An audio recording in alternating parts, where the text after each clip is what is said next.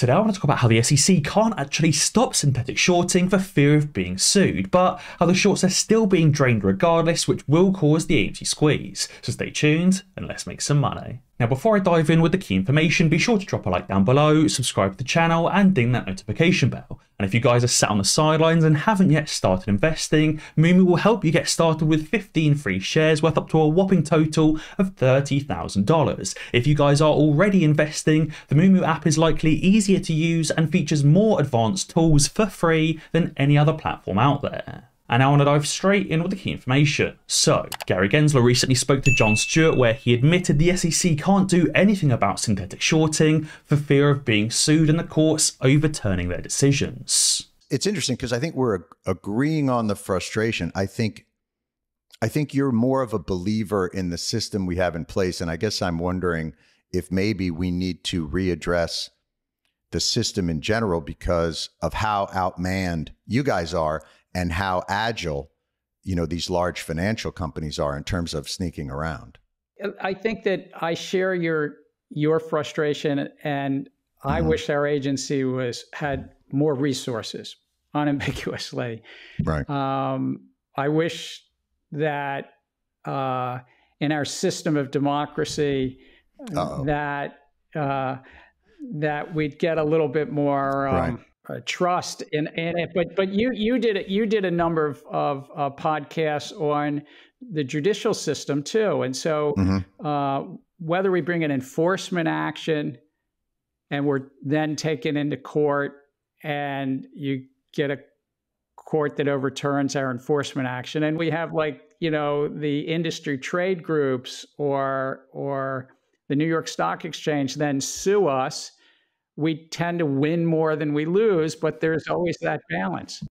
So right there, Gary Gensler is saying, yes, we can bring enforcement action against these synthetic shorts, but these industry trade groups, aka the major banks or the New York Stock Exchange themselves, will just take them to court and try and overturn the decision. While he said, yes, the SEC does tend to win more court cases than they lose, if they are coming up against all of the big banks, all of these major hedge funds and all of these major market makers and the stock exchanges themselves, it's practically a guaranteed loss. Therefore, the SEC can discover them committing all of this synthetic shorting that they possibly like, expose all of these facts to the world, and even try and actually do something about it, but their decision will simply be overturned in the courts. It goes to show that really there actually isn't any justice for these criminal market makers committing synthetic shorting offences. As Rocket Astronaut tweeted, he said the stock market is literally a Ponzi scheme war between the 1%. He said, to think I used to think I was actually investing in a company for its fundamentals or to give that company support. Really, the stock market isn't a place you can invest in and support a company. It's basically just a Ponzi scheme and a war between these 1%ers, these hedge funds and these market makers to pump and dump companies. I think over the last year and a half, we've really seen just how much of a Ponzi scheme the wider market actually is,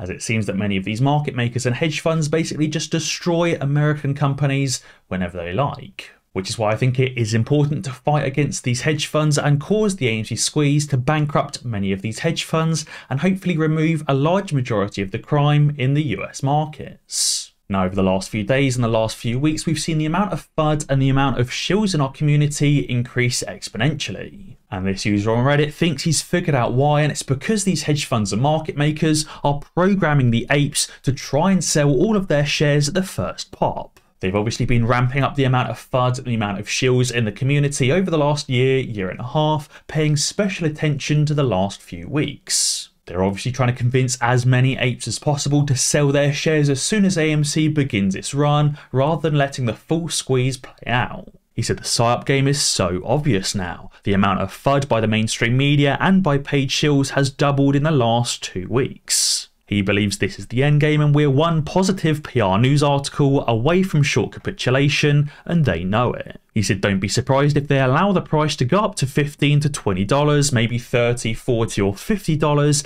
in the hopes of apes to paper hand all of their shares. He said that's what they want and this is what they are hoping for by tanking the price to new recent lows. Now, we know these hedge funds, these market makers and the mainstream media have been trying to convince us to sell our shares for a year and a half now, but we also know that it's not working. They have increased the amount of FUD and the amount of paid shills in the community, especially over the last few weeks and the last few months, but I don't think on the whole it's getting to us. I do think there probably has been some additional paper handlers that have sold their AMC and APE shares or will sell at the first sign of a pump, but I think the majority of us are still holding strong. Also guys, as a quick reminder, you can currently get 15 free shares worth up to a whopping total of $30,000 by signing up to Moomoo using the link in the description below. And a prime example of that FUD campaign increasing over the last 2 weeks is Charles Gasparino literally asking for more time on air so he can complete his AMC hit piece. Okay, apes, I want you to listen to what he says right here. He was dealt a bad hand, right? They shut him down during the pandemic. But if you look at it now, the box office is not where it was before. I know they're wrapping me, but you got to give me more than 30 seconds for this hit. Got to give me more than 30 seconds for this hit. What? Crazy that Charles Gasparino is admitting live on air that he needs more than 30 seconds for this hit.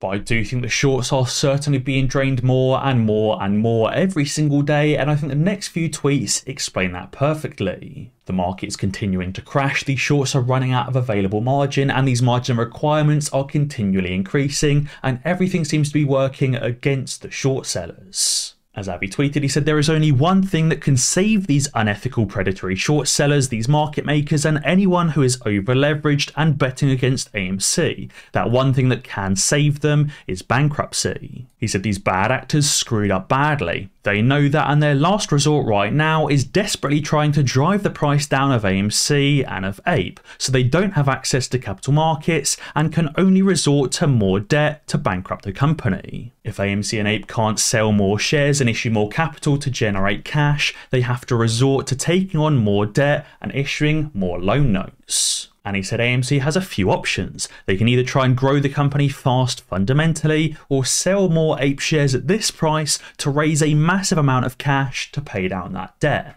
And they can also go on the offense to protect AMC, flush out the bad actors, and let AMC squeeze, then issue more AMC and APE shares so they can raise billions and billions of dollars. And he said, finally, I am bullish on AMC, but I'm not naive to think that people who have access to trillions of dollars and political connections can't hurt the company. He said, I'm a patient guy, but looking around, I can see the shorts' desperation and the shorts' panic, and it's now time to flush them out. As Spence tweeted, he said, the great news is that shorts can't afford to pay the cost to borrow and all of these fees for their FTDs for another 12 months. You may say, Tom, these shorts are only paying a few $100 million or a few $1 billion per year to borrow AMC shares for the fees on the FTDs and also to kick the can further down the road. But don't forget, many of these shorts don't have a few $100 million or a few $1 billion to spare, as many of these major banks are on the brink of bankruptcy, and when they come down, it will take the hedge funds with them. He said this current fiscal year has wrecked a lot of the major banks and a lot of the hedge funds as well that are down over 50% on the year. And as a prime example of this draining liquidity, Breaking Market News tweeted saying the IMF warns of an increased risk of rapid, disorderly repricing in financial markets, which is exacerbated by existing vulnerabilities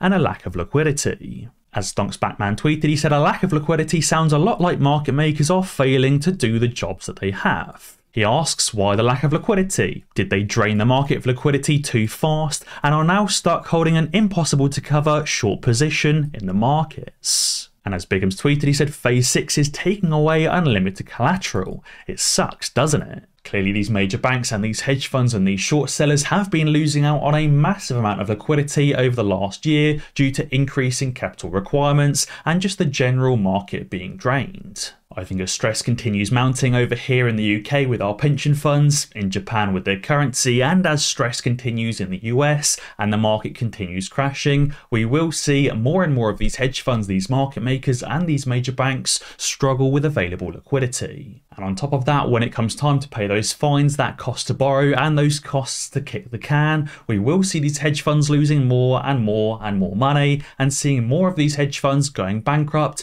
and forced to close out of their positions. Therefore, these shorts likely don't have hundreds of millions of dollars or billions of dollars spare to continue paying these borrowing costs. And therefore, even though the SEC can't do anything about these synthetic shorts, AMC will still squeeze. But guys, be sure to let me know what you think down in the comments below. And as always guys, be sure to ding that notification bell, because that way you'll be alerted when I upload a new video. Cheers.